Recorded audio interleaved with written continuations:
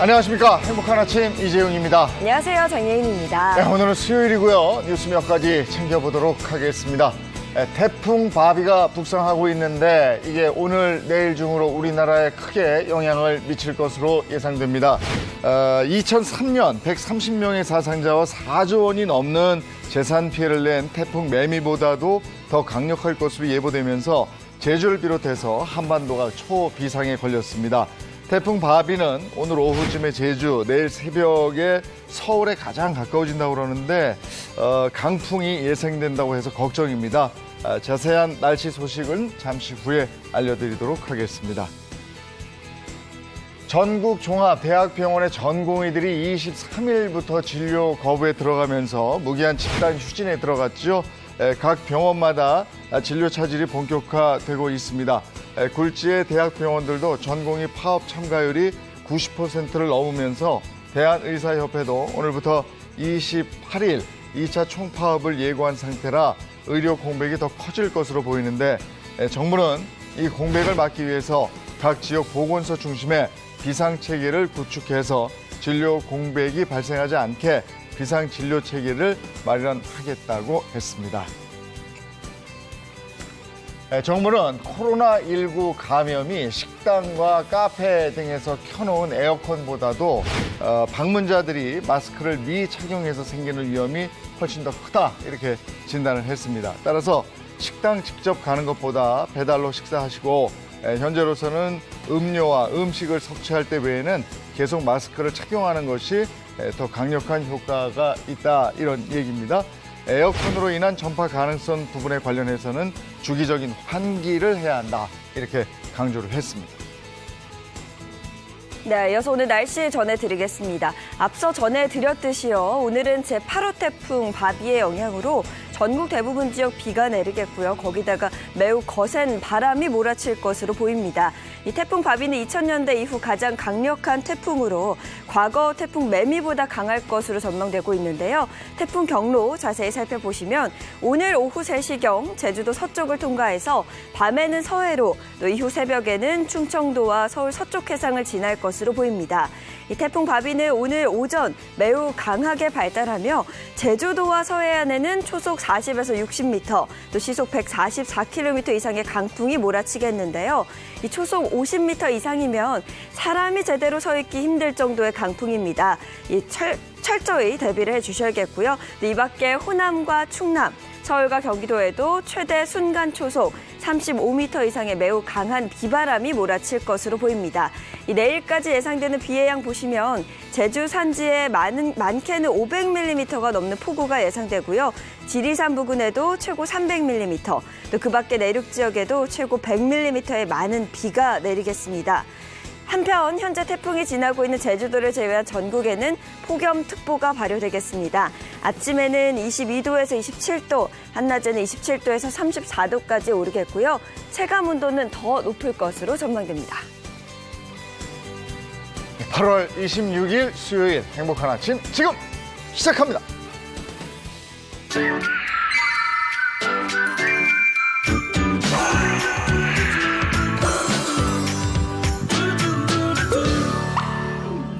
네, 오늘 강연을 위해서 기업 오너 한 분을 이 자리에 모셨습니다. 건축과 토목, 그러니까 다리 만들고 이럴 때 들어가는 건축 자재예요. 플레이트, 데크 플레이트 생산을 해오셨고 40년 동안 이 일을 해오셨고 네. 데크 플레이트 국내 1위 업체를 운영하고 있는 분입니다. 네, 그런데 직업이 이뿐만이 아니라고 합니다. 데크 플레이트 업계에서는 대표죠, 회장이지만 트로트계에서는 갓 데뷔한 신인 가수라고 하네요. 네, 기업의 오너이자 트로트 신인 가수 김명환 회장입니다. 어서 오세요. 반갑습니다. 반갑습니다. 어서 오세요. 시청자 여러분, 안녕하십니까? 반갑습니다. 오늘은 기업 회장님보다도 신인 가수 복장으로 나오셨네요, 그죠? 아, 네. 제 2의 인생을 살려면요. 네. 뭣도 낼 줄 알아야 되는 거 아이고, 같습니다. 네, 알겠습니다. 먼저 데크 플레이트를 만드는 회사의 기업인이다 이렇게 제가 소개했으니까 네. 데크 플레이트가 뭡니까? 데크 프레트가 지금 본 건물의 네. 천장을 보면 바닥재인데요. 네. 이 바닥을 만들기 위해서는 콘크리트 타설을 해야 됩니다. 네. 그러기 전에 들어가는 모든 바닥판을 말씀드리는 건데 옛날에는 IC 공법으로 해서 합판 거푸집을 썼었죠. 지금은 그런 공법을 쓰는 게 아니고 첨단 공법이라 해가지고 공벌이가 없이 설치해서 바로 콘크리트 타설을 해요. 그래서 공기도 빠르고 반면에 원가 절감도 되고 그러다 보니까 굉장히 경쟁력 있는 상품이라고 합니다. 네. 그러면 그 사업은 언제부터 시작을 하신 거예요?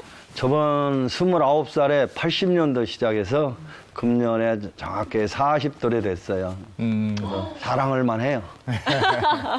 40년 기업 활동을 하셨고 이제 또 가수를 하겠다고 음반을 내시고 이랬단 말이에요. 네. 저는 대부분 여러 청취자분, 국민들도 마찬가지나면은 본인이 하고 싶은 꿈은 반드시 좀 남겨놓으시고 일기장에 남기시든 뭐 핸드폰에 저장을 하시든 써놓으시고 그걸 하려고 노력을 하면은 반드시 이루어진다는 것을 자신있게 여러분들한테 말씀드리고 싶네요. 근데 그걸 이제 시작한 나이가 네. 이 나이가 아니고 이제 연세신데 29.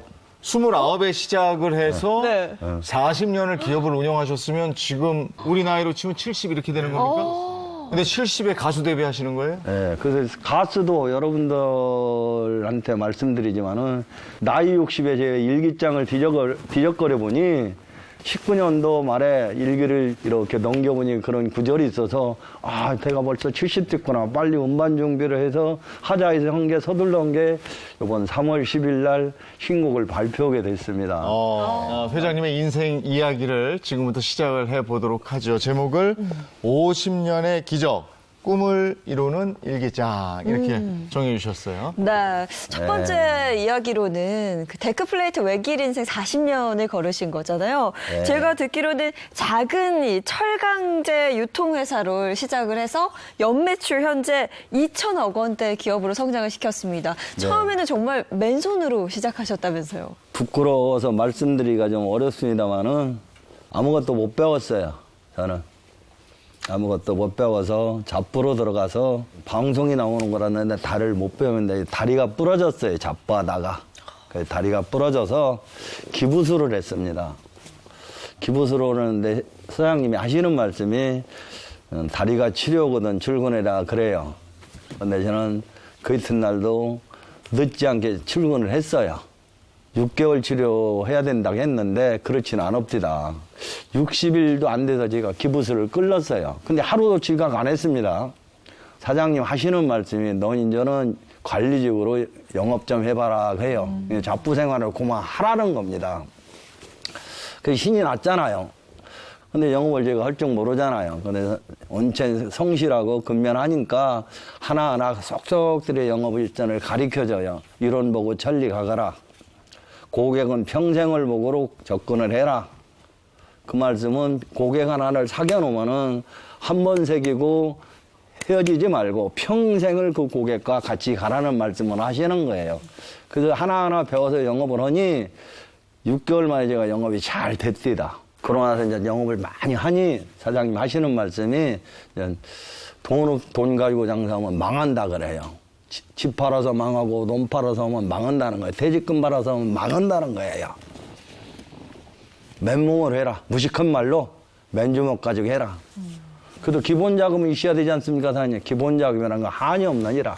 100만 원에서 1000만 원, 1000만 원에서 1억, 1억에서 10억, 10억에서 100억. 그래도 몇 푼이 있어야 되잖아요. 뭐 여쭤보니, 야, 3개월 버틸 양식, 3개월 버틸 수 있는 경제적 자금, 이것만 준비하면 충분하다는 거예요. 그게 준비된 게 330만 원입니다. 그래서 330을 제가 모으는 작업을 하면서 점심을 굶었어요. 회사가 주는 점심값을 줍니다. 영업사원은 오늘 밥 먹고 오라고 한 7천 원 줘요. 요즘 같으면 7천 원 주는데 그 당시 얼마 받냐면 120원을 받았어요. 라면 하나가 20몇 원 갔던 것 같아요. 그 300모는 작업을 하느라고 점진을 굶었어요. 그래서 내가 6개월 만에 영양실조 결핵 난망을 하러 쓰러졌습니다. 점진을 굶어서. 내 방송이 아니면 가슴을 보여드리겠어요. 내 가슴 수술은 자리가 있어요. 그래서 저는 폐를 하나 가지고 써요. 물 찬 거를 빼고 나니까 폐가 달라붙었어요. 물을 찬 걸 빼니까 이렇게 삶은 치열하게 살아야 된다고 저는 생각을 합니다. 그렇게 해서 모은 330 가지고 79년도 사업을 차리려고 79년도 8월 15일 음력으로 8월 15일 추석을 보내고 사직서를 갖다 냈어요. 사직서를 편지한 대장을 썼습니다. 그래서 책장도 주워서 썼고 군대 가가지고 천막 달라고 해서 천막 쳤고 사무실을 천막 썼습니다. 어디다 여기 난지도에다. 근데 부끄럽지 않습니다, 여러분들. 전화번호 가지고 김명환 대표 명함 가지고 나 난지도에서 상사를 차려서 이렇게 합니다 하고 구걸하는 거예요. 도와줍니다. 반드시 도와줍니다. 아, 성실하다. 2,000년 됐다. 그래서 제 주머니에는 지금도 있을 겁니다. 종잣돈 330원 항상 제 핸드 주머니에 있어요. 요렇게 달러로 333장을 준비해서 가지고 다닙니다. 330만 원으로 시작해서 사업이 40년 동안 지금 이제 쭉 이어져서 지금 매출 규모가 그 정도 되는 회사를 차리셨어요. 네. 이게 이제 인생의 전체적인 히스토리가 됐고, 그럼 하나하나씩 저희가 질문을 하면서 한번 풀어가도록 하겠습니다. 처음에 도매업을 시작하셨고, 네. 근데 그 도매업이 잘 되면서 이걸 이제 내가 직접 만들어 봐야 되겠다 해서 네. 제조업으로 탈바꿈을 하게 돼요. 그럼 왜 그러신 거예요? 아, 제가 도매업을 해보니까요. 도매업을 암만 커봐도 돈 벌을 수 있는 게 한계가 있어요. 내가 그러고 직원을 고용할 수 있는 부분이 고용의 한계가 있었대다. 근데 그 시작을 이제 철강으로 하시게 되잖아요. 그 이유가 있었을까요? 아, 이유는 제가 건설 자재를 생산을 해봤어요. 여러분들 잘 아시는 단열재입니다. 스티로폴. 네. 스티로폴을 생산해봤는데 굉장히 날림 생산을 해요. 제조 공장도 많고 판매업소도 많고 영세 공장도 많고 그러다 보니까 제품을 제품같이 안 만들어요. 어떻게 하면 불량품 만들어서 빨리 싸게 팔아가지고 이런 장사를 해요. 그래서 저도 그렇게 불량품을 같이 만드는 거예요. 공교롭게도 수원지검장 짓는 집에 나갔어요. 그 제품이. 저희 제품이. 그래서 콩나물 같은 거 잘못 불량품 만들면 콩나물 특별조사가 뜨죠. 그때 단열재 스티로폴 대한민국 전국에 특별조사가 떴어요. 그때 조사를 받았어요. 남부지검에 받아서 벌금 50만 원을 냈어요. 불량품 만든 채로. 그래서 불량품 만드는 제조업을 하지 말자. 이건 아니다. 그래서 안 했어요. 접었어요. 그동안 제조업의 아이템을 찾는 게, 야, 철강제는 상계 메이커가 안 만드는 불량품 원자재를 가지고 내가 접고 자르고 하는 건데, 이건 내 불량품 만들래야 만들 수가 없다. 용접 불량 아니고는. 그래서 제조업은 철강으로 전환하는 거예요. 그래서 네. 실용과 품질이 생명이다. 이걸 모토로 열심히 일을 하셨고, 네. 그래서 2006년부터 시장 점유율 1위로 올랐었어요. 네. 그러면 이제 만족할 만도 한데 계속 달리신 거네요. 네, 회사는 만족합니다. 만족한데, 저는 친인척이 들어와서 근무하는 회사도 아니고요. 고향 선후배가 들어와 있는 데도 아니고, 또 학교 동문이나 이런 사람들이 들어와 일하는 회사가 아닙니다. 저는 글자 그대로 투명하고, 제 회사는 고생해서 만들어놨지만 공동체 경영으로 회사는 천년 만년을 가라는 뜻이에요. 그래서 모든 직원들이 공동의식을 가지고 경영을 합니다. 제가 경영 안 씁니다. 지금은 경영 안에서 가스 생활을 할 수 있는 거예요. 네, 그런 경영 철학을 가지고 계속해서 운영을 하셨던 거고, 근데 이런 믿음 있는 신용이나 품질뿐만 아니라 제가 알기로는 까다로운 고객이 명품을 만든다라는 문구가요, 뭐 명함에도 있고요, 접견실에도 있고, 그걸 굉장히 강조를 많이 하시나 봐요. 까다로운 고객이 명품 만든다는 건 여러분들 잘 생각해 보세요. 저 까다로운 사람입니다. 역대 대통령들 다 까다롭습니다. 재계 회장, 역대 잡고 하신 회장들 다 까다롭습니다.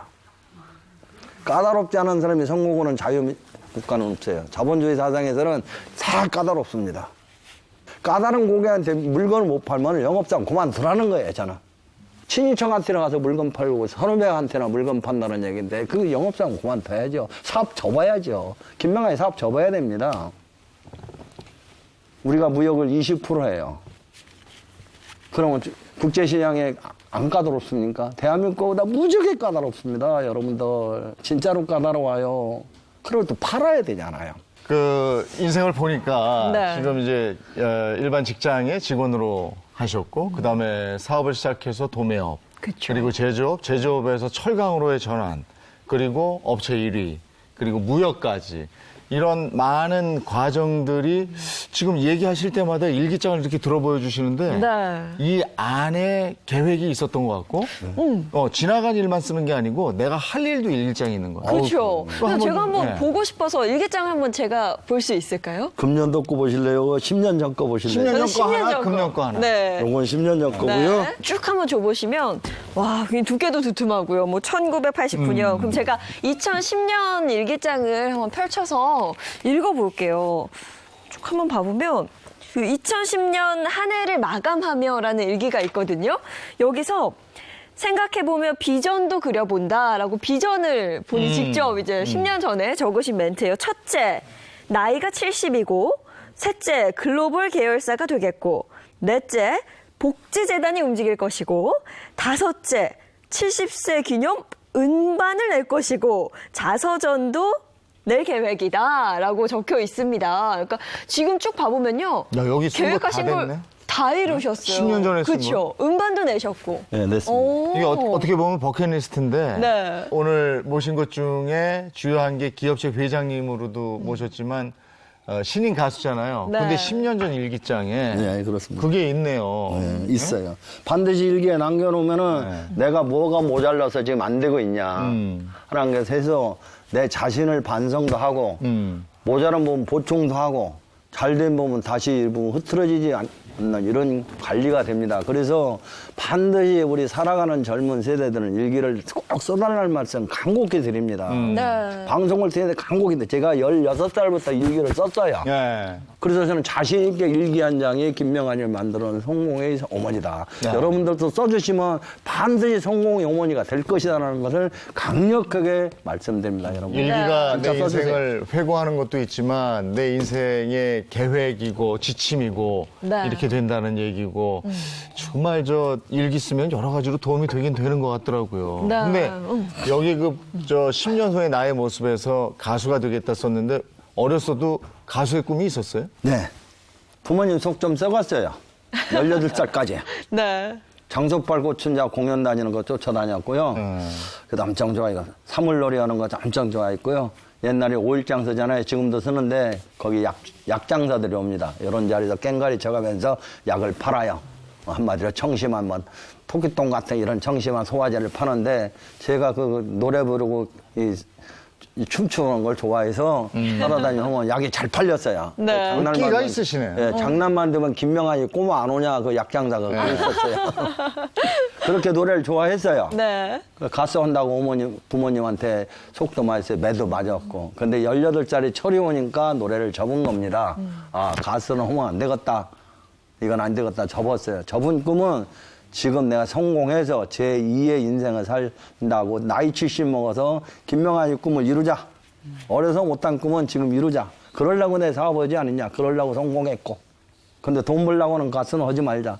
어떻게든 돈을 한 푼이라도 벌어서 부르토끼한테 하자. 그래서 제 노래는 저작권이 70년간 돼 있어서 부르토끼로 70년간 들어가요. 그래서 저 같은 가수가 없을 겁니다. 그럼 주변 반응은 어떻습니까? 노래를 이제 음반이 나왔잖아요. 네. 노래 좋다고들 그래요? 직원들 빼고 직원들은 다 좋다고 그러겠지 뭐.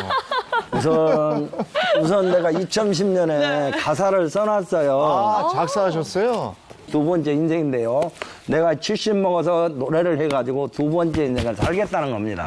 그러면 그냥 휘파람만 휘휘휘 하지 마시고요. 네. 지금 그 노래 잠깐 듣고 가죠. 노래요? 네, 네. 그래서 아, 좋죠. 김명환 회장의 노래를 한번 들어보도록 하겠습니다. 두 번째 인생 박수로 청합니다. 집에서 좋고 사랑해서 좋고 사는 게 참 좋구나.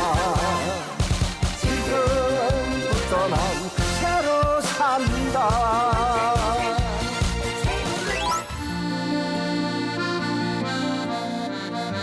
산다는 것은 배려하는 것이다.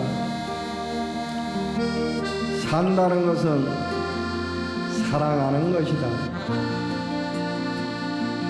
또 산다는 것은 일하는 것이다.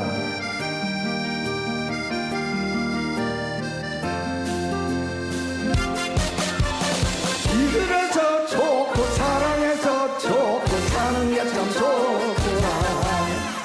지금부터 난 새로 산다.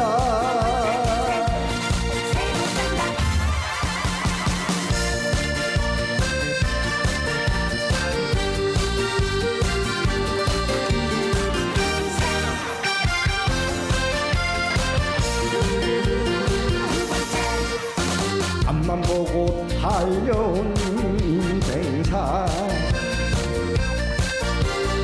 산전수전 겪으며 여기 왔네. 빗바람이 몰아치도 무영난 세월길 잘했다 정말 수고 많았다. 두 번째 인생 드라마 속 내 인생 바로 내가 주인공인 거야. 이래서 좋고 사랑해서 좋고 사는 게 참 좋구나. 지금부터 난 새로 산다.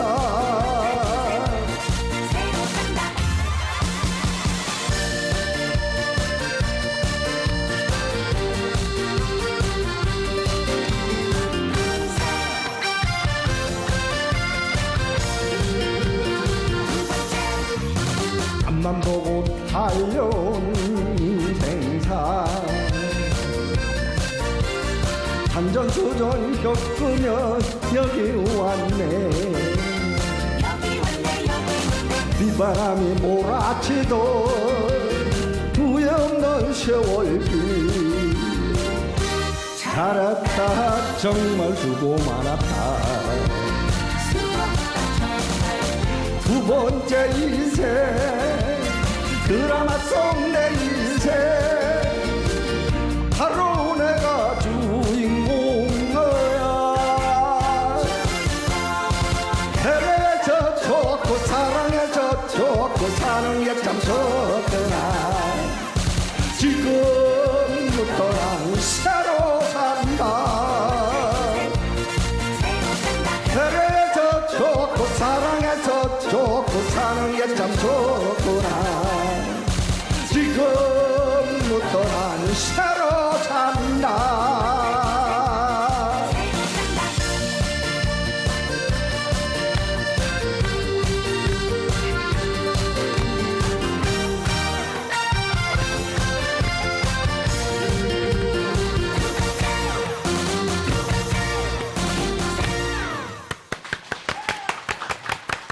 네, 이게 쭉 들어보면 정말 계속해서 도전의 연속이신 것 같은데 도전을 꿈꾸고 있는 이들에게 뭐 어떤 조언의 한마디를 해주고 싶으세요?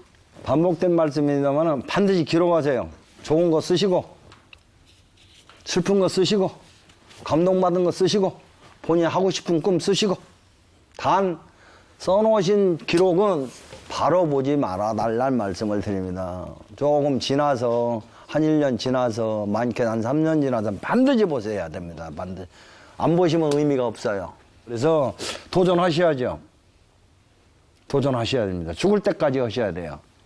네. 도전과 도전에 맞는 노력을 좀 하면서 그럼요. 계속 철학을 가지고 오셔야 돼요. 철학. 네. 삶을 향해서 나아가자 뭐 이런 말씀을 해주셨는데 근데 가수 이 직업 가수는 노래를 하면서 돈을 벌어야 이게 프로 직업 가수거든요. 근데 나는 돈을 쓰는 가수가 되겠다 이랬어요. 네. 그러면 노래방 가수거든요, 이거는.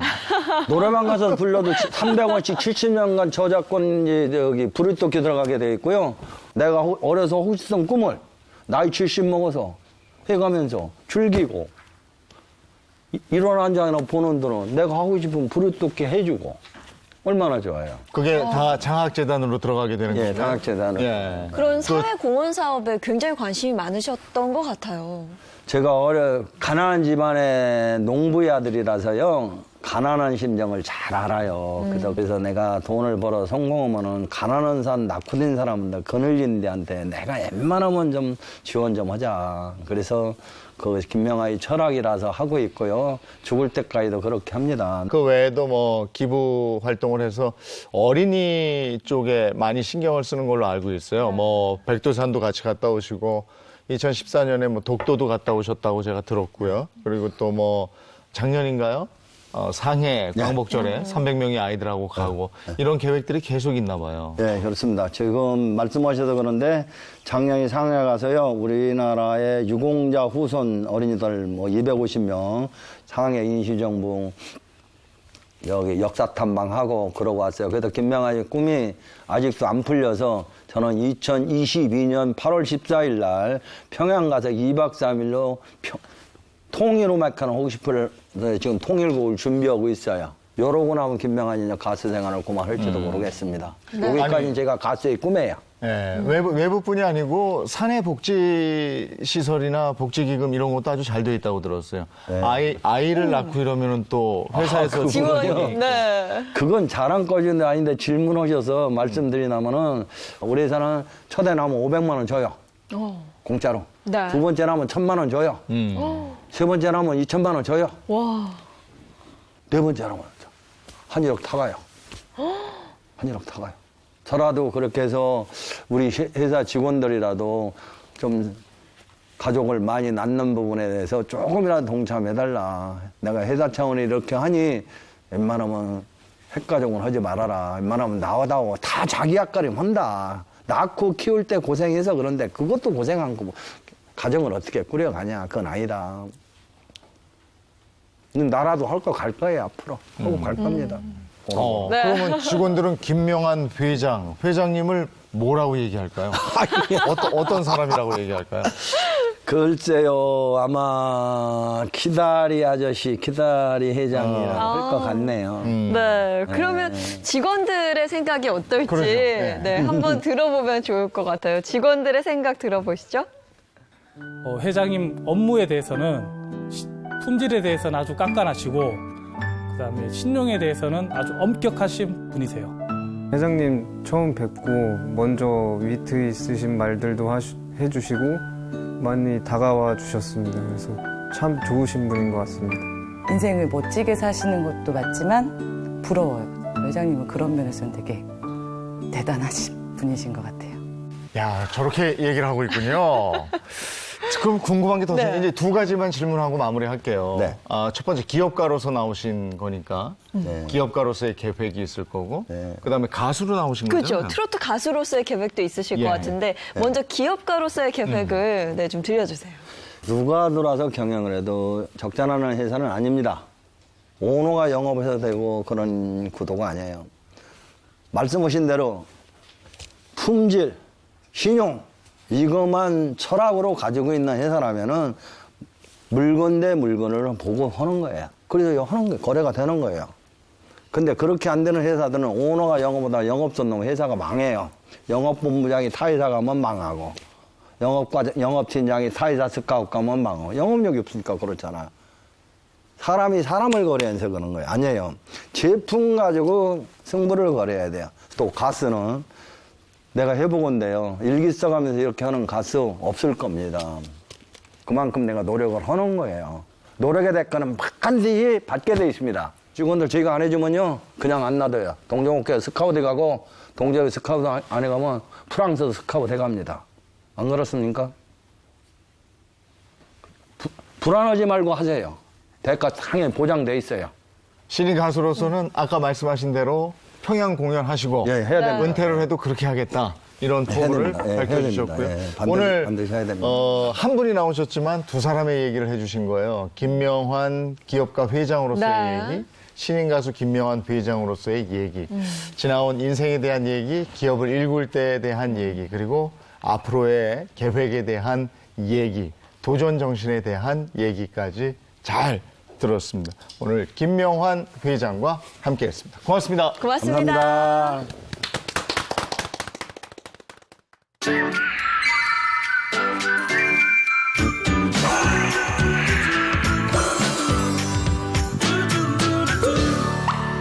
네, 이번에는 핫한 한 주간의 연예계 소식 그리고 스타들의 이야기 함께 나누도록 하겠습니다. 네, 함께 이야기 전해주실 홍종선 대중문화 전문기자, 최정화 연예 전문기자, 또 방송인 김수현 씨 나오셨습니다. 어서 오세요. 네, 반갑습니다. 네, 반갑습니다. 네, 한 주간 연예 소식부터 전해드리겠습니다. 첫 번째 소식은 트바로티 김호중 씨 소식이 준비되어 있네요. 네, 맞습니다. 지금 김호중 씨 관련해서 여러 의혹들이 계속 제기가 되고 있죠. 근데 이번에는 이 가수 김호중 씨랑 어머니가, 친어머니가 이 함께 오디션 프로그램에 출연했던 영탁 씨, 이명웅 씨, 이찬원 씨에 대해서 험담을 했다, 인신공격을 했다, 이런 의혹이 제기가 됐습니다. 한 누리꾼이 이 인터넷 방송을 통해서 지난 24일에 이 김호중 씨와 친모가 나눴다는 음성 파일을 공개해서 이목이 쏠리고 있습니다. 네, 그럼 대화는 구체적으로 어떤 내용이었나요? 네, 이 누리꾼은 일단 이 파일에 등장하는 목소리가 김호중 씨의 친모 A 씨다라고 주장을 하고 있는데요. 이 목소리의 주인공은 임영웅 씨의 얼굴 흉터를 언급을 하면서 임영웅의 모친이 흉터를 남지 않도록 노력을 했어야 하는 것 아니냐라는 취지의 이야기를 합니다. 또 임영웅 씨의 그 오디션 우승 상금 1억 원을 그동안 고생했었던 자신의 어머니에게 줬다라는 게 알려졌는데 이 부분 역시 좀 비웃는 듯한 이런 취지의 발언을 이어갔습니다. 네, 이뿐만이 아니었습니다. 우승이었던 진이었죠. 이명웅 씨 그리고 3등격이었던 미, 이 미에 오른 이찬원 씨 이 두 사람이 경영 중에 후보정의 혜택을 받았다라고 주장을 했습니다. 김호중 씨 친모라는 분이 김호중 씨에게 너는 왜 깨끗하게 고음이 올라가지 않느냐라고 했더니 이명웅과 이찬원은 못 불러도 소리 보정이라는 걸 한다고 하더라라고 주장을 했습니다. 네. 그럼 영탁 씨에 대해서는 어떤 말을 했어요? 영탁 씨에 대해서는 사재기 의혹 보도가 있었는데 그게 의혹이 아니라 뭐 사실이다. 근데 이제 해당 방송사가 그거를 막았다. 이런 주장을 해서 지금 논란이 일고 있고요. 또 사실 이제 본인의 어떤 스승, 이 영화 파파로티의 주인공이라 할 그 고교 시절 스승에 대해서도 얘기가 나왔어요. 내가 굉장히 많이 맞았다. 내가 나를 불쌍해서 못 볼 정도였다. 이런 얘기를 했는데 이게 이제 여러 의혹이 제기되면서 어떤 대중이 사랑하는 또 혹은 대중이 존경하는 이런 분들에 대한 험담이다 보니까 이 부분이 좀 민감해서 화제가 되고 있는 것 같습니다. 네, 그럼 이에 대해서 김호중 씨 측의 입장은 어떤가요? 네, 소속사 측에서 입장을 밝혔는데요. 이러한 주장은 전 매니저가 악의적으로 여론몰이를 하기 위해 펼치는 주장이다라고 또 이야기를 하고 있습니다. 더 이상 일일이 대응하지 않겠다. 이미 법적으로 대응하고 있으며 법으로 해결하겠다라는 입장을 밝혔습니다. 네. 자, 다음 소식 갈까요? 네, 재벌가 유부남을 만나서 딸을 낳았지만 철저히 버림을 당했다라는 내용의 글을 올린 영화배우 김부선 씨가 지난 18일 자신의 SNS에 글을 올렸습니다. 서로 인연 끊고 소식 끊고 남처럼 지내자던 미소가 제발 부친 얘기를 삭제해달라고 이렇게 연락을 했다라는 거였는데요. 그렇지만 김부선 씨는 딸의 부탁을 거절했다면서 왜 너는 사실을 말하고 악플에 치를 떨어야 하느냐. 공작가 남편이란 사람과 따로 만난 적이 없고 불륜한 적 없다. 내 인생도 존중하고 배려해주면 좋겠다. 잘 살아. 이젠 진짜 끝이야. 라고 억울함을 호소하면서 딸에게 말을 전했습니다. 네, 김부선 씨와 이미소 씨 같은 경우는 애틋한 모녀 관계를 보여줬었는데 이렇게 갈등이 일어난 이유는 뭔가요? 예전에도 예능에 출연해서 뭐 좀 서로 생각이 달라서 조금 뭐 틀어졌다 했는데 또 다시 잘 지내는 것 같았어요. 근데 또 최근에 이 정치인과 관련해서 이 논란, 스캔들이 일자 이 부분에 대해서 이 딸인 이미소 씨가 굉장히 좀 아쉬워했다고 해요. 그 뒤로 굉장히 뭐 나는 딸을 잃었다 이렇게 김부선 씨는 얘기를 하고 있고요. 김부선 씨 최근에 또 공지영 작가와 설전을 이어가고 있지 않습니까? 네. 관련해서 또 그 뒤에는 뭐 이 이미소 씨의 친부와 관련된 메시지 이런 글에 대해서 SNS에서 다 글을 삭제한 상황입니다. 네. 이번에는 연예계도 코로나를 비껴갈 수는 없었죠? 네, 그렇습니다. 지난 20일이죠. 배우 김원혜 씨 그리고 허동원 씨가 코로나19 확진 판정을 받으면서 연예계에도 코로나에 대한 이 무서움이 점점 확산되고 있습니다.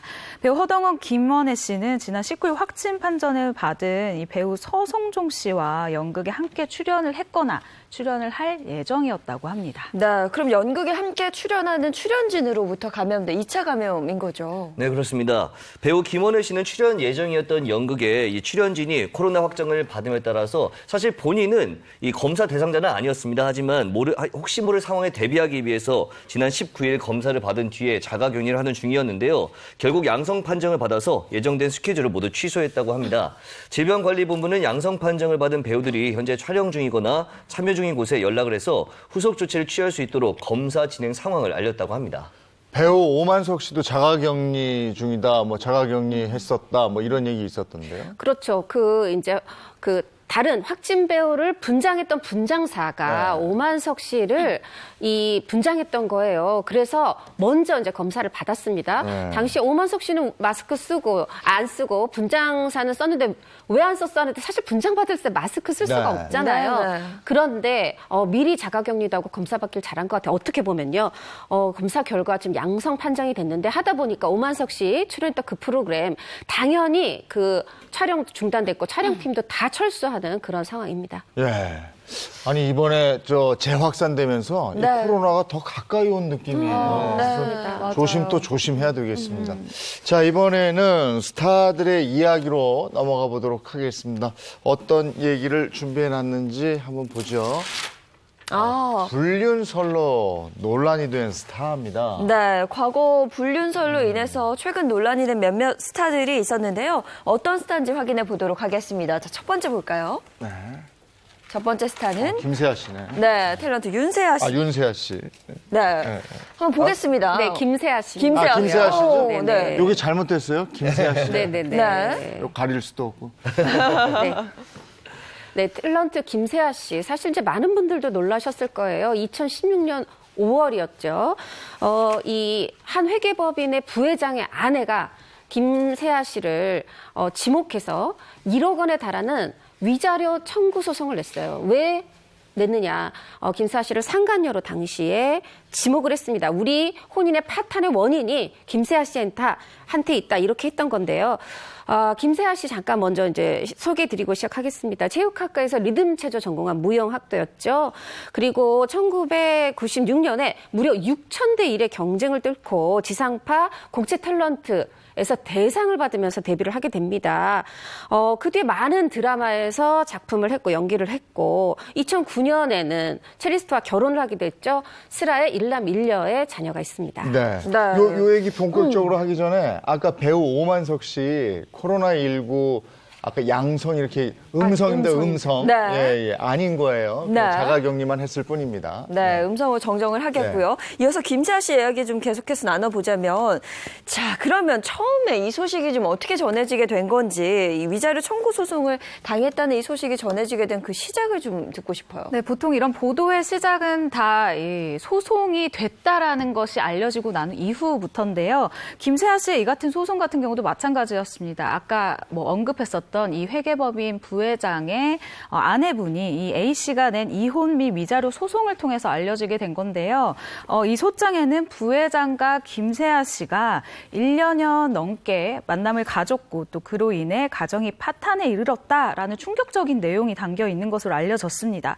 특히 이 이혼 소송에서 김세아 씨는 이 부회장의 아내 A 씨에게 상간녀로 지목이 됩니다. 근데 불륜설이 그래서 여기서부터 시작이 되게 되는데요. 이 때문에 김세아 씨 또한 아내 A 씨에게 1억 원에 해당하는 손해배상 청구 소송을 당하면서 논란의 중심에 서게 됩니다.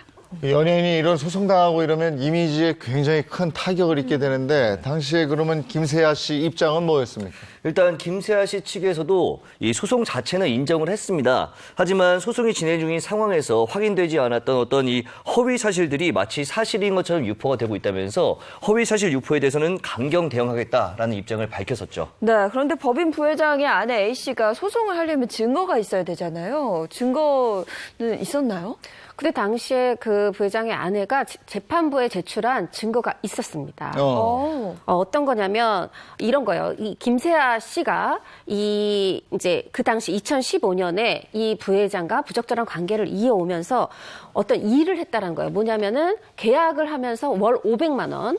을 받았고, 그리고 또 차량도 받았고, 그 차량을 운전한 대리 기사 서비스도 받았다. 그리고 청담동에 월세가 500만 원에 달하는 또 고급 오피스텔도 제공받았다. 이런 자료를 법원에 제출했습니다. 그러면 그 회계법인에서는 어떤 입장을 내놨습니까? 네, 당시 이 회계법인의 말에 따르면 2015년도 하반기에 김세아 씨를 3달 동안 홍보 모델로 계약을 했었던 것은 사실이다라고 라고 이야기를 합니다. 이 회계법인 관계자가 이어서 해명을 한 것은 회사에서 김세아 씨에게 지급을 했었던 돈이 있다. 근데 이 돈 같은 경우에는 500만 원씩 총 3달을 해서 1,500만 원을 지급을 하게 된 거예요. 그런데 홍보 모델이라고 해서 뭐 예를 들어서 뭐 사진물을 찍고 이것을 뭐 배포하는 어떤 것들을 하고 홍보물을 만든 것은 아니고 김세아 씨의 이미지를 활용을 해서 김세아 씨의 지인들에게 이 회사를 소개하는 식의 업무였다라고 이야기를 합니다. 네, 근데 당시에 이 사문서 위조의 혐의도 받았다 이런 얘기 있던데요. 네, 맞습니다. 당시 위자료 청구 소송을 당하고 바로 다음 날 A씨로부터 고소를 또다시 당했습니다. 이유는 이 A씨 소유의 호텔 멤버십 숙박권을 양도 없이 사용을 했기 때문에 사문서 위조 혐의다라고 고소를 한 거였는데요. 당시 해당 호텔에 이제 확인한 결과 김세아 씨가 2015년 11월에 이 호텔 스위트룸에서 1박을 했고요. 그리고 다양한 부대 시설을 이용을 했으며 비슷한 시기에 이 호텔 파티룸에서 어떤 사진들을 찍어서 이 SNS에 올린 것들이 확인이 됐습니다. 김세아 씨는 여기에 대한 입장은 뭐였어요? 네, 먼저 이 위자료 청구 소송 그 부분을 말씀을 드리겠습니다. 김세아 씨는 내가 받은 월 500만 원 이유 있었다라는 겁니다. 직원 이미지 트레이닝 했고 지인한테 소개하는 대회 홍보했고 복지 차원으로 이 필라테스 강의 3개월 했다라는 거예요. 그래서 월 500씩 3개월 받았다라는 거고요. 그리고 이거는 뭐 개인적으로 부회장과 결정한 게 아니라 임원회의를 통해서 결정이 된 거고 계약서도 작성을 했다. 그리고 차량도 내가 3개월 지나고는 반납했다. 그렇기 때문에 내가 받은 이 보수와 어떤 서비스들 문제 없다라는 주장을 했습니다. 네, 또 이 월세 500만 원의 오피스텔 역시 제공받은 적이 없다라고 밝혔고요. 이 오피스텔이 거주 목적이 아니라 대외 홍보 업무 그리고 회사 직원들이 복지 차원에서 이 필라테스를 배울 수 있는 곳으로 기획된 곳이라고 전했습니다. 또한 열흘도 사용하지 않았고 지금은 이제 회사 서류 보관 장소로 쓰이는 곳이다라고 주장을 했었습니다. 네. 실제로 김세아 씨가 필라테스 자격증이 있는 거죠. 그리고 네. 2009년에 무슨 필라테스 국제 자격증, 국제 강사 네. 자격증. 네. 이래서 뭐 표지 광고인가 이거 좀 찍고 화보를 찍어드린 적이 화보 있어요. 찍어. 예. 그러면 사문서 위조 혐의에 대해서는 어떻게 얘기해요? 네, 일단 이 사문서 위조 혐의에 대해서는 김세아 씨가 이렇게 이야기를 합니다. 이 회계법인의 재직 당시에, 그러니까 재직을 할 때 고용인인 부회장으로부터 너의 둘째 아이 생일 파티를 그냥 호텔에서 하라라고 호의를 베풀었는데 그것을 받아들였다라는 거예요. 그래서 이 호텔에, 그러니까 이 둘째 아이 생일 파티에 가족들도 있었고 이 아이의 친구들도 있었고 뭐 많은 사람들과 함께 호텔에서 둘째 아이 생일 파티를 한 것일 뿐이다라고 딱 선을 그었습니다. 그리고 또 한 매체 보도 자료에 따르면 김세아 씨가 법인카드를 썼다 이러던데 그건 뭡니까? 네, 맞습니다. 일단 당시 그 김세아 씨의 SNS를 한번 살펴볼 필요가 있는데요. 이때 김세아 씨 같은 경우는 본인의 SNS에 뭐 데일리 라이프다라는 뭐 요즘 말로 그러니까 하루의 일과를 쭉 올리는 그런 패턴을 좀 보였었어요. 그래서 올린 사진들을 사실 다시 살펴보면 강남의 뭐 예를 들어서 유명한 레스토랑이라던가 뭐 특급 호텔이라던가 리조트 등의 사진들이 올라와 있거든요. 그런데 이 회계법인의 법인카드가 사용된 내역을 조사를 하다 보니까 김세아 씨가 사진을 올린 날들과 그리고 이 카드의 사용 날짜가 일치하는 것으로 밝혀진 거죠. 그런데 얼마 전에 김세아 씨가 한 방송에 출연을 합니다. 그래서 이 방송에서 이런 이야기를 하는데 어느 회계법인의 카드를 내가 썼다고 하더라. 저는 정말 카드를 받아본 적도 없다라는 입장을 고수를 했습니다. 네, 근데 저는 궁금한 게 이게 간통죄가 폐지가 되면서 개인 소송으로 간 건가요? 그렇죠. 간통죄 이게 폐지가 되면서 형사소송, 형사사건이 아니지 않습니까? 더 이상. 그러다 보니까 개인적으로 이제 민사소송을 낼 수밖에 없는 거죠. 근데 이 민사소송, 상간녀 뭐 위자료 청구 소송을 내도 사실 판결에서 이긴다고 해도 금액이 크진 않습니다. 네. 그러나 분명히 상대에 대해서 흠집내는 효과는 분명히 있기 때문에 만약에 내가 피해 여성이다, 피해자다라고 하면 민사소송을 내는 상황입니다. 네, 그렇군요. 근데 또 이 사건이 있고 나서 또 화제가 됐던 게요. 얼마 지나지 않아서 김세아 씨가 호화 크루즈 여행을 갔다. 이런 얘기가 알려지면서 또 화제가 됐습니다. 그렇습니다. 그때 단독 보도가 나왔고 많은 분들이 또 놀랐는데 어떤 부분이냐면 2015년 12월 20일부터 6박 7일에 걸쳐서 미국 카리브해의 어떤 유명 해양지 한 4곳을 가는 그런 크루즈 여행을 김세아 씨가 한 남산 것 같다라는 보도였어요. 근데 이 크루즈 값이 이제 크루즈가 이제 등급에 따라 가격이 다르잖아요. 예. 최저 2천에서 최고 8천만 원. 뭐 어느 등급이었는지는 모르지만 금액도 너무 크다 보니까 많은 분들이 놀랐었죠. 김세아 씨가 당시 한 남성과에서 지금 말씀하신 그 한 남성 이분이 회계법인 부회장 그분인가요? 네, 그렇습니다. 지금까지 언급한 이 남성이 바로 그 부회장인데요. 일단 두 사람만 이 크루즈 여행을 갔던 것은 아닌 것으로 보여집니다. 일단 그 얘기했었던 부회장 그리고 김세아 씨 여기에 이 부회장의 임원 그리고 잡지사를 운영하는 여성 편집장도 함께 그러니까 함께 자리를 했다라고 하는데요. 다만 당시 보도에 따르면 김세아 씨는 크루즈에서 이 부회장과 주니어 스위트룸에 묵었으며 남들의 시선을 의식해서 지인들과 동행해 주변 시선을 피한 것으로 보인다라는 취지의 이 보도가 이어지기도 했습니다. 네, 그리고 당시에 이 부회장의 아내는 이 김세아 씨의 승선 여부에 대해서 조회를 요청하기도 했었습니다. 당시 부회장은 크루즈 여행권은 현재 원고 측에서 일방적으로 주장하는 부분이다라면서 해명할 내용은 많지만 현재 재판이 진행 중이기 때문에 언론에 자세히 말씀드리기는 어렵다라고 해명을 하기도 했었습니다. 네, 그러면 이 부회장 아내 A씨가 낸 소송의 결과는 어떻게 됐나요? 사실 원만하게 마무리가 됐어요. 김세아 씨도 본인의 주장을 뒷받침할 자료들을 법원에 제출을 했고 이 아내분과 조정으로 잘 마무리가 됐습니다. 지금 조정으로 잘 마무리가 됐다고 그러셨는데 네. 최근에 또 손해배상 청구 소송 나가지 않았습니까? 네, 그렇습니다. 그래서 더 많은 분들이 깜짝 놀란 것 같은데요. 김세아 씨가 지난 7월에 한 예능에 출연을 해서 이 같은 이야기를 한 겁니다. 지난 4년간의 공백을 언급하는 과정에서 일명 이 상간녀 스캔들에 대한 자신의 생각을 밝힌 것인데요. 방송에서 이렇게 이야기를 했어요. 한 부부가 이혼을 하면서 그 이혼의 이유가 나 때문이라고 했다. 뒤통수를 세게 맞은 기분이었다라고 자신의 신경을 표현을 했고요. 더불어서 너무 무서워서 나쁜 생각까지 했다라고 이야기를 했던 것이 이것의 발단이 됐습니다. 네, 그러니까 분명 잘 마무리가 됐다라고 했었거든요. 네. 그런데 지난 공백기를 고백하는 게 어떤 문제가 된 건가요? 네, A씨 측은 김세아 씨가 비밀 유지 조항을 어겼다라는 것이 이제 문제다라는 건데 미성년자의 자녀들을 생각해서 사건을 조정으로 조용히 마무리했는데 이것을 이제 언급했기 때문에 문제로 삼고 있는 겁니다.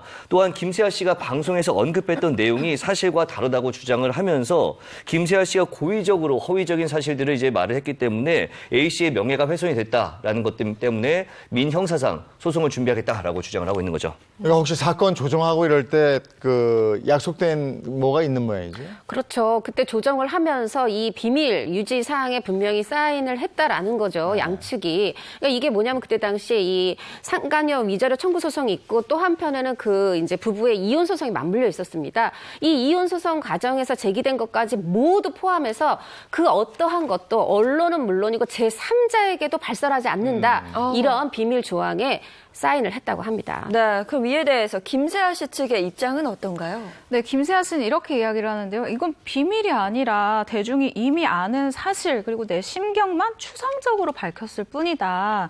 그리고 상대에 대한 이야기는 하지 않았다라고 굉장히 억울해하면서 해명을 했습니다. 그리고 과거의 그 일 같은 경우는 나 역시도 떠올리기 너무 힘들고 언급조차 하기 힘든 일이다. 복귀와 활동 재개가 절실한 상황이다라고 자신의 상황까지 설명을 했는데요.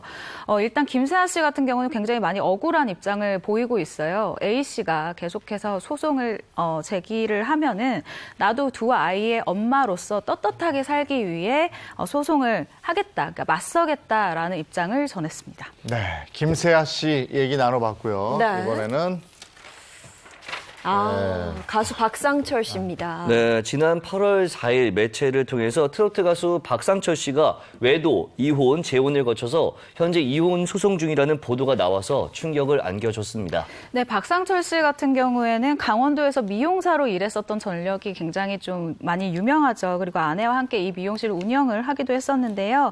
한 프로그램, 그 K채널의 전국 노래자랑이라는 프로그램에 1993년 나와서 가수의 길로 접어들게 됩니다. 그리고 그리고 이 이야기가 동명의 그 영화죠. 전국 노래자랑이라는 영화의 주인공처럼 이제 모티프가 돼서 영화 제작까지 만들어지게 되는데 사실 박상철 씨 같은 경우에는 이 트롯계에서 행사의 왕으로 불리는 분이에요. 그래서 지난 2005년에 3집 무조건 이 노래가 굉장히 빵 터지게 되면서 스타덤에 오르게 됐고 이후에 뭐 제목만 들어도 리듬이 다 생각나는 노래들이죠. 좌우가, 뭐 황진이, 꽃바람, 빵빵 등 굉장히 많은 곡들이 연달아 히트를 시키면서 트로트계의 황태자다라는 수식어로 불렸었던 사람입니다. 네, 특히 그 과거 방송에서요. 1등 가수 이 박상철을 만든 1등 공신은 아내와 자녀들이다. 이런 이야기를 했었는데 실제로 가정사는 순탄치 않았던 거네요. 네, 아내와 딸에 대한 그 고마움, 사랑도 그대로일 텐데 이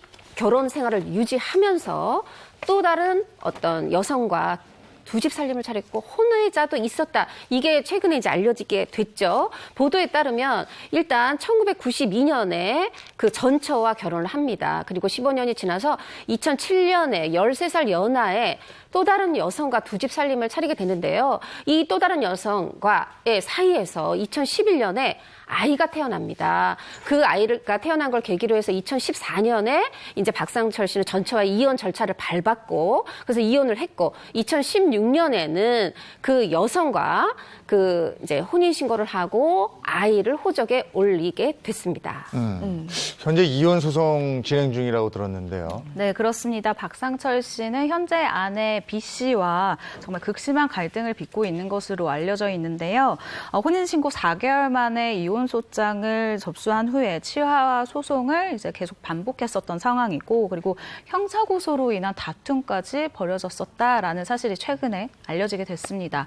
이 형사 고소에 대한 부분 혹은 이 경찰에 신고됐었던 내용들이 보도를 통해서 알려지게 됐는데 그 부분을 잠시 보면 이 아내 B 씨 같은 경우에는 2016년 8월에 박상철 씨를 폭행치상 그리고 2019년 1월에는 특수폭행 및 폭행 그리고 2019년 2월에 폭행치상 2019년 7월에 협박 등으로 4차례 이상 고소를 했다고 합니다. 네, 이 아동복지법 위반 얘기 나오던데 이건 정확히 어떤 얘기예요? 네, 지난 2019년 9월에 박상철 씨가 아동복지법 위반으로 피소가 됐는데요. 해당 보도에 따르면요, 딸 씨 양이 해바라기 센터에서 박상철의 폭행에 대해서 진술을 했고요. 아내 B 씨가 지난 7년간 5차례 정도 때렸다라고 주장을 했었습니다. 이에 박상철 씨는 억울함을 호소하고 아내가 돈을 달라면서 협박을 일삼았다. 뜻대로 되지 않자 딸을 끌어들인 것이다라고 반박을 하기도 했습니다.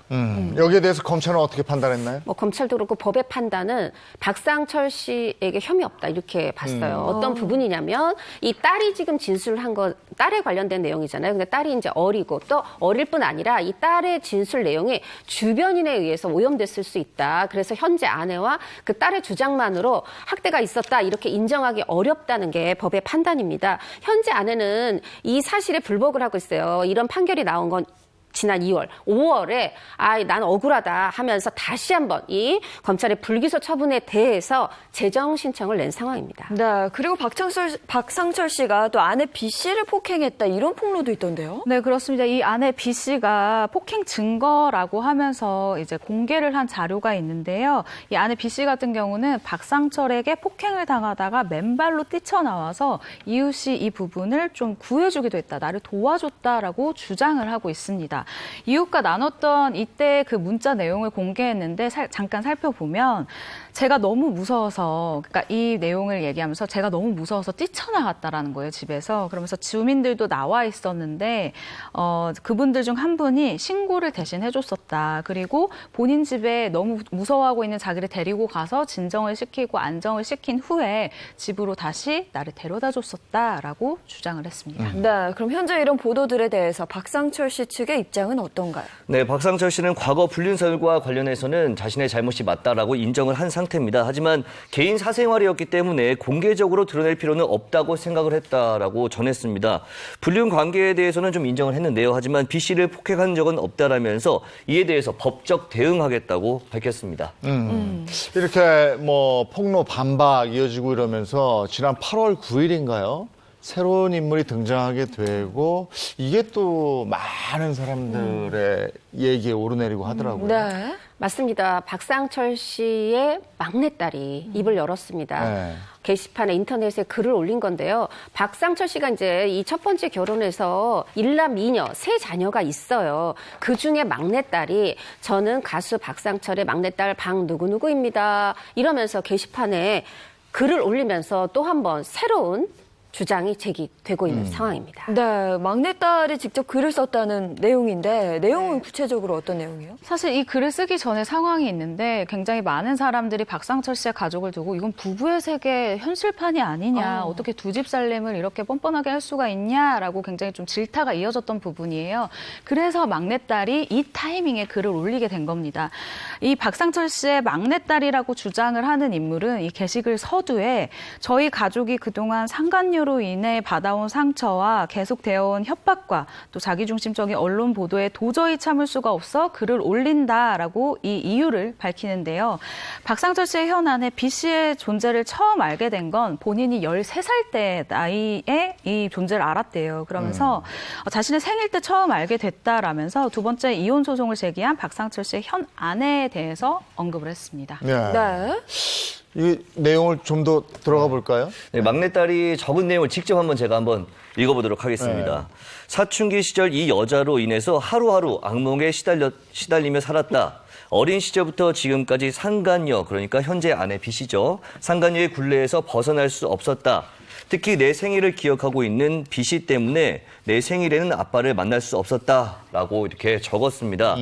고등학교 3학년 무렵에는 집을 찾아와서 문을 열어줄 때까지 계속 두드리고 또 초인종을 누르면서 좀 괴롭히기도 했다고 하고요. 이후 자신의 생일날마다 이렇게 찾아오고 문을 두드리고 초인종을 누르니까 이제 악몽이 계속 실현이 되니까 이제는 내 생일이 차라리 없었으면 좋겠다라는 생각을 하기도 했었다고 합니다. 그리고 이 아내 B 씨가 전처 A 씨의 집에 찾아가서 벽보를 붙였다 이런 얘기도 있던데요. 네, 먼저 그 현재 아내가 이혼 소송 중에 현재 아내가 이렇게 밝힌 거예요. 내가 지금 박상철 씨가 이 두 집 살림하는 거 알고 이 말하자면 요즘 이 단어를 쓰지 않지만 당시로서 이제 본처라고 하죠. 현재 그때 당시 아내 집에 찾아간 겁니다. 가서 내가 벽보를 이렇게 붙인 거예요. 근데 이 사실을 알고 박상철 씨가 나를 폭행했다라는 겁니다. 그리고 이제 본인은 이 현재 아내는 이 벽보의 내용에 대해서 말을 하지 않았습니다. 그런데 이 벽보의 내용을 또 알려준 이가 바로 이번에 이 막내딸입니다. 이 막내딸의 뇌리에도 이날이 굉장히 이제 선명히 남아 있는 거예요. 뭐냐면 학교에 갔다가 옵니다. 학교에 갔다 오는데 뭐 동네 벽에다가 아파트 인근 그리고 또 뭐 현관에다가 우리 집 현관에다 대문에다가 글들이 온통 붙어 있는데 내가 박상철의 아내다. 내가 부인이다. 이런 글과 함께 뭐 등본 돈을 달라 이제 본인의 어떤 피해에 대해서 호소하고 그 어떤 배상을 요구하는 거죠. 이런 글들이 다 붙어 있었다라는 거예요. 그런데 생각을 해보세요. 이 이제 어린 나이 입장에서 이 동네에 글이 다 붙어요. 그러면 이거는 사실 뭐 어른들만 보는 게 아니라 오가는 친구들도 다 보잖아요. 네. 그래서 이제 그 막내딸이 쓴 글에는 이렇게 이제 현재 아내 그의 입장에서 보면 이 아버지와 동거하는 그 사람의 어떤 사건이 있을 때마다 자신은 학교에서 놀림당하고 따돌림 당했다 이런 얘기를 하더라고요. 네. B 씨의 주장에 반박하는 이야기도 들어있다면서요? 네, 맞습니다. 일단 이 막내딸이 글을 쓴 이유가 이 부분이 가장 크지 않을까 생각이 드는데요. 이 현 아내 B 씨의 주장에 대해서 뭐 하나하나 다 이제 반박을 하기 시작하는데 B 씨는 이렇게 이야기를 해요. 그러니까 전처 A 씨가 자신의 존재를 알게 되는 이후에 너희 둘이 살아라. 대신 돈은 내가 갖겠다라고 주장을 했다라고 B 씨가 이야기를 했죠. 그런데 이 막내딸이 이야기하는 것은 정말 정반대의 이야기예요. 우리 어머니는 현 아내인 B 씨의 폭언 그리고 인신공격, 이혼을 하라는 협박에 이혼을 해준 것이다. 그러니까 피해자다라고 이야기를 하는 거죠. 이런 이야기로 반박을 했습니다. 네, 그런데 앞서 계속 이야기하고 있는 막내딸이라고 주장하는 분의 글을 보면요. 그 가수 박상철, 그러니까 아버지에 대해 언급한 내용도 있는 걸로 알고 있거든요. 네, 일단 이 박상철 씨의 막내딸이라고 주장한 이분, 아버지에 대한 사랑이 좀 느껴지는 글이 좀 있었어요. 있는데요.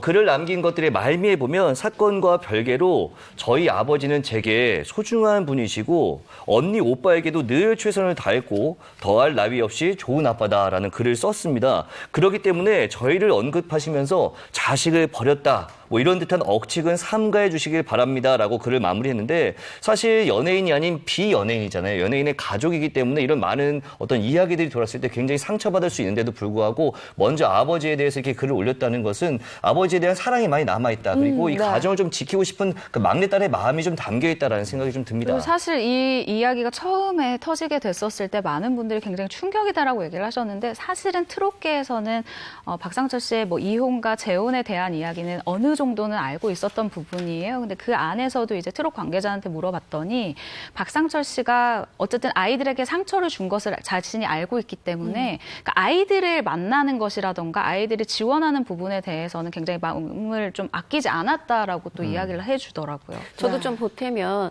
이 이제 박상철 씨가 분명히 이제 그 다른 여성과 살림을 차리고 혼외자를 둔 건 잘못한 거죠. 그 부분을 인정 우리가 모두 하고 있고 그런데 박상철 씨가 이제 이 부분이 있더라고요. 그러니까 본인이 그렇더라도 내 이제 아이들 3명 그리고 그 부분에 대해서는 굉장히 책임감을 보였고 그리고 이제 이게 모든 사건을 양측에서 보는 시각이 달라요. 그래서 저는 제가 들은 부분 박상철 씨 측에서 보는 거를 말씀을 드리면 이 아내분은 이게 지금 굉장히 유명 가수고 우리 아이들이 어떤 아버지에 의해서 교육되고 양육되어야 되는데 이 어떤 외도 사실 이런 게 알려지면 치명타잖아요. 네. 그러다 보니까 이제 굉장히 어떤 이혼 이런 부분에 대해서도 그러니까 상대가 원하는 부분에 대해서 응해줬다 이런 거고 이 부분 때문에 이제 막내딸은 피해자라고 하는 건데 물론 또 이 현재 아내분의 입장은 다를 수 있다고 생각합니다.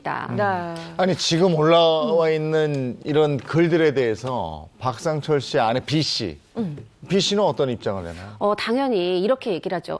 지금 이 딸은 본인이 보지 않은 거를 마치 경험한 것처럼 뭐 쓴 부분도 있다, 허위도 있다 이렇게 얘기를 하고 있어요. 그러면서 이 글 좀 내려줬으면 좋겠다라는 거예요.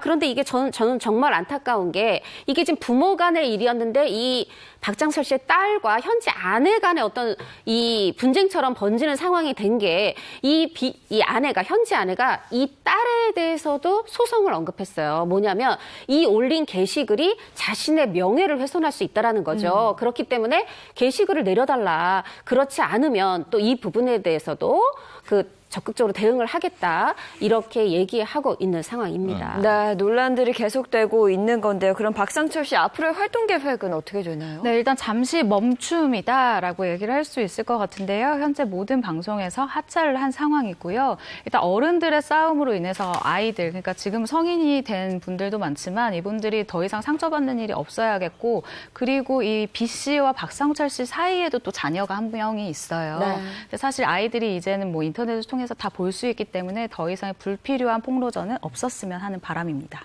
네, 알겠습니다. 오늘 연예계 소식 여기까지 하겠습니다. 고맙습니다. 고맙습니다. 지금 뉴스 할 때마다 태풍의 진로에 대해서 상세하게 나오더라고요. 네. 각 지역마다 확인 좀 하셔야 될 것 같아요. 네, 계속해서 올라오는 기상 정보 꼭 체크하시고요. 저희는 내일 아침 8시 더욱 알찬 내용으로 돌아오겠습니다. 행복한 아침, 행복한 하루 되십시오. 고맙습니다. 고맙습니다.